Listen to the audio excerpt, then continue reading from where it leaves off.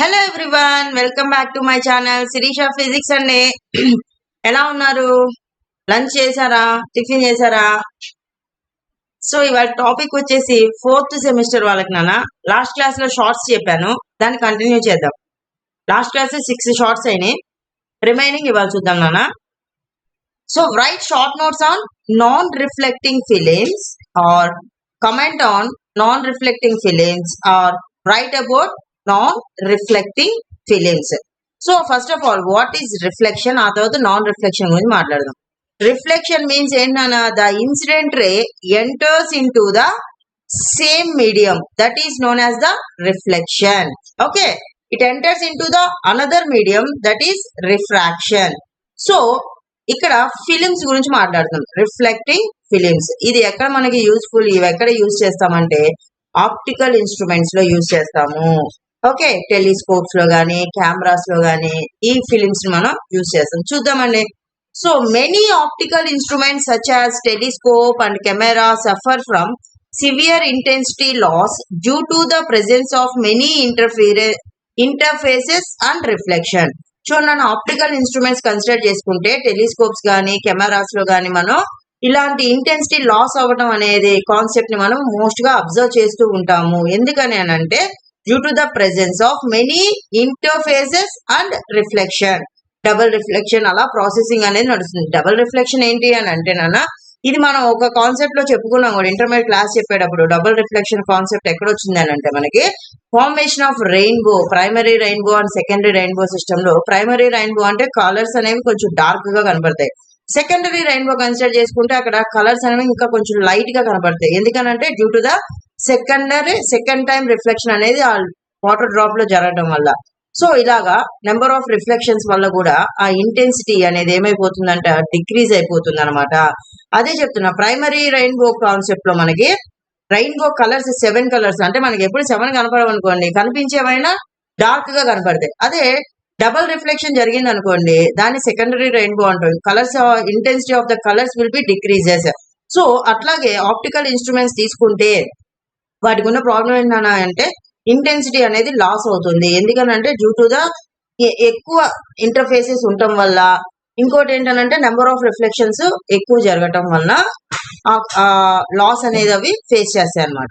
So more over there is a possibility of occurrence of undesirable effect if the back reflected light waves reach the image formed by the lens. ఇక్కడ ఏమంటున్నా, చాలా possible waves ఉన్నాయి. ఏంటన్నా అవి అని అంటే reflected light waves are reflected light waves reach the image formed by the lens అని చెప్తారు. So the intensity loss can be minimised.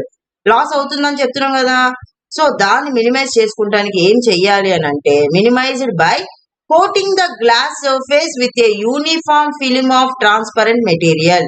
ఏదైనా ట్రాన్స్పరెంట్ మెటీరియల్ తో ఆ లెన్స్ మనం ఏం చేయాలని అని అంటే సర్ఫేస్ ని uniform film of transparent material coating ఇవ్వాలన్నమాట. కోటింగ్ ఇచ్చామనుకోండి, ఏది intensity loss can be minimized. ఏదైతే లాస్ అవుతుందని చెప్తున్నాము ఇంటెన్సిటీ, దాన్ని మినిమైజ్ చేసుకుంటానికి మనము ఆ లెన్స్ ని ఏదైనా ట్రాన్స్పరెంట్ మెటీరియల్ తో కోట్ చేయాలి.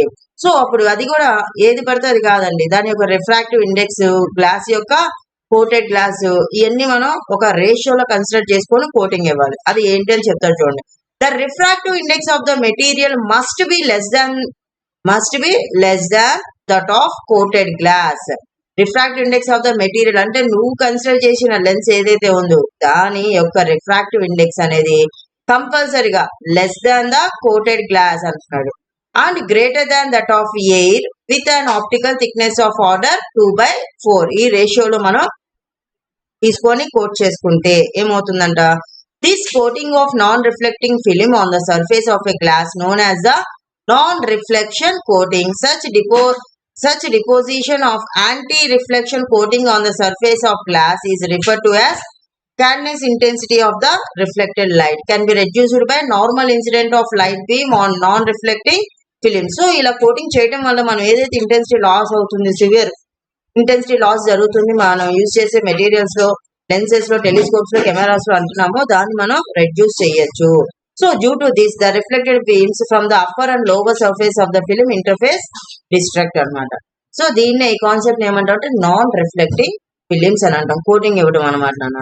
నెక్స్ట్ ఇంపార్టెంట్ వన్ వచ్చేసి వాట్ ఆర్ న్యూటన్ రింగ్స్ మనకి జనరల్ గా ఇంటర్ఫిరెన్స్ ప్యాటర్న్ వల్ల మనకి ఫ్రింజెస్ ఫామ్ అవుతాయి అని చెప్తున్నాము.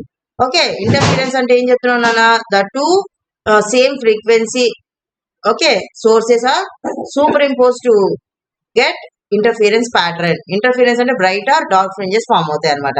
ఇక్కడ రింగ్స్ వచ్చేసరికి కాన్సెంట్రిక్ సర్కిల్స్ అనేవి ఇక్కడ మనం అబ్జర్వ్ చేస్తాం, అందుకే దీన్ని న్యూటన్స్ రింగ్స్ అంటాం. ఇక్కడ యూజ్ చేసే ఫినామినా కూడా ఏంటన్నా అంటే ఇంటర్ఫిరెన్సే. చూడన్నా Newton's what are Newton's rings. Newton rings the phenomenon in which an interference pattern is created by reflection of between two surfaces is known as a Newton rings. దీన్నే ఏమంటున్నాను, interference of two nearly equal sources అనమాట. దాన్ని ఏమంటాం interference pattern observe చేస్తాం. దాన్ని ఎందుకని అంటామంటే ఇక్కడ మనం we are observing the circular rings అనమాట, కాన్సెంట్రిక్ రింగ్స్ అనమాట. That's why this is known as the Newton rings అని అంటాం. So Newton rings experiment find its common application in determine the optical flatness of a glass plate. This can be achieved by calculating the distance between constructive dark and bright fringes of the rings. ఏం calculate చేయొచ్చు అంటే నాన్న, constructive dark and bright fringes of the rings calculate చేయడానికి. ఇప్పుడు మనకి rings form అవుతాయి కదా, ఒకటి బ్రైట్ ఒకటి డార్క్, ఆ రెండింటి మధ్య ఉన్న డిస్టెన్స్ ని క్యాలిక్యులేట్ చేయడానికి అనమాట. ఓకే, యూజ్ చేస్తాం అనమాట. Next explain why Newton's rings are circular. What happens to Newton rings when water is introduced between plano convex lens and glass plate. అసలు రింగ్స్ ఎలా ఫామ్ అవుతాయి, ఫామ్ అయిన తర్వాత ఆ రింగ్స్ ని మనం ఏం చేస్తామంటే ఒక వాటర్ అనేది ఆ ప్లేనో కాన్వెక్స్ లెన్స్ కి గ్లాస్ ప్లేట్ కి మధ్య ఇంట్రడ్యూస్ చేస్తే ఆ రింగ్స్ ప్యాటర్న్ లో ఏదైనా చేంజ్ వస్తుందా అని అడుగుతున్నాను నాన్న. So when a light from a source falls on the glass plate, the reflected beams falls on the plano convex lens and produce circular concentric dark and bright interference fringes. These circular rings are termed as Newton's rings అని అంటాం అనమాట. ఏం చెప్తున్నానన్నా, ఏదన్నా ఒక light అనేది తీసుకొని when a light from a source, ఒక source నుంచి లైట్ ని తీసుకొని ఆ లైట్ ని మనం గ్లాస్ ప్లేట్ మీద పడేటట్టు చేస్తే ఆ గ్లాస్ ప్లేట్ నుంచి ఆ లైట్ ఏమవుతుందన్నా రిఫ్లెక్ట్ అయ్యి ఓకే ఆ వెళ్ళి మనం అక్కడ లెన్స్ ప్లేస్ చేసాం కదా ప్లేనో కాన్వెక్స్ లెన్స్, దాని మీద పడినప్పుడు we are observing the concentric circles, that is known as the Newton's rings అని అంటాం అనమాట. So Newton's rings are circular due to the symmetry of air film at the point of contact of the lens and the plate. మనం పెట్టిన lens కి ఆ plate కి మధ్య symmetry అనేది కాన్స్టెంట్ గా ఉండటం వల్ల we are observing the circular rings. Okay, these circular fringes can be observed by travelling microscope. దేన్ని యూజ్ చేసి క్యాలిక్యులేట్ చేస్తాం నాని అని అంటే మైక్రోస్కోప్ ని యూజ్ చేసి మనం ఈ ఫ్రింజెస్ ని అబ్జర్వ్ చేస్తాం. So in contrast when water is introduced between plano convex lens and glass plate. ఇప్పుడు ఈ లెన్స్ కి ఆ గ్లాస్ ప్లేట్ మధ్యలో మనం వాటర్ అనే దాన్ని పోసాం అనుకోనాను, ప్లేస్ చేసాం అనుకో, ఏమైపోతాయి అంటే ఆ రింగ్స్ ష్రింక్ అయిపోతాయి. ష్రింక్ అయిపోయి ఆ సర్క్యులర్స్ అలా ప్యారలల్ గా మనకు కనపడతాయి, స్ట్రైట్ గా అంటే ప్యారలల్ గా కనపడతాయి అనమాట. Okay, so the rings shrink and become straight and parallel అనమాట. Okay, next, in a Newton's rings experiment, if a liquid is introduced between lens and glass plate, the diameter of 12th fringe shifted from 15 nanometers to 13.5 millimeters.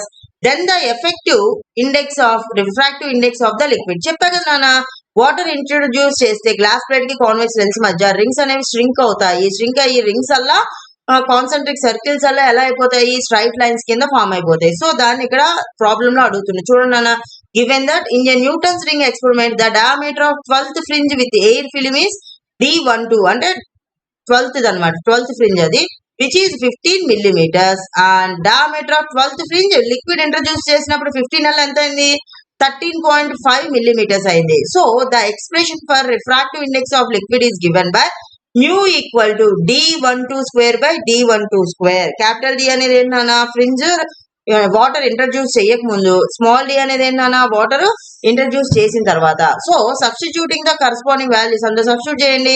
New equal to 15 whole square by 13.5 whole square, simplify చేస్తే 1.23. So ఎంత వచ్చిందన్న refractive index of the liquid 1.23 అనమాట.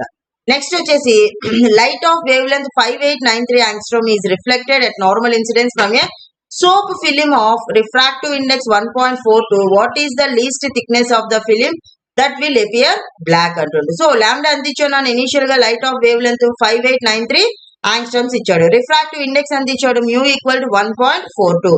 Least thickness of the film అంటే T equal to lambda by 2 mu. Substitute చేయండి. 5893 into యాంగ్స్ట్రమ్స్ ని మళ్ళా metres లో convert చేయండి అంటే 10⁻⁻8 బై 2 ఇంటూ 1.42.